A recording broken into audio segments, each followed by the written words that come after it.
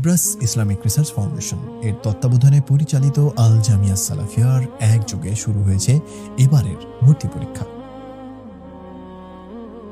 কনকনে শীত কুয়াশায় ঢাকা সকাল, তবুও থেমে থাকেনি পথচলা। দেশের দূর দূরান্ত থেকে অনেক কষ্ট আর প্রত্যাশা নিয়ে সন্তানদের হাত ধরে ছুটে এসেছেন অভিভাবকরা। কারো চোখে স্বপ্ন, কারো মনে দোয়া, সন্তান যেন পায় সহিহ আকীদার আলো, দ্বীনের খাঁটি শিক্ষা আর আদর্শ মানুষ হিসেবে গড়ে ওঠার সুযোগ। নিব্রাস ইসলামিক রিসার্চ ফাউন্ডেশনের অধিভুক্ত প্রতিষ্ঠানগুলো বরাবরই পরিচিত সহিহ মানহাজ, উন্নত মানের দ্বীনী শিক্ষা, শৃঙ্খলাপূর্ণ পরিবেশ এবং আমল ও আখলাক গঠনের নির্ভরযোগ্য কেন্দ্র হিসেবে।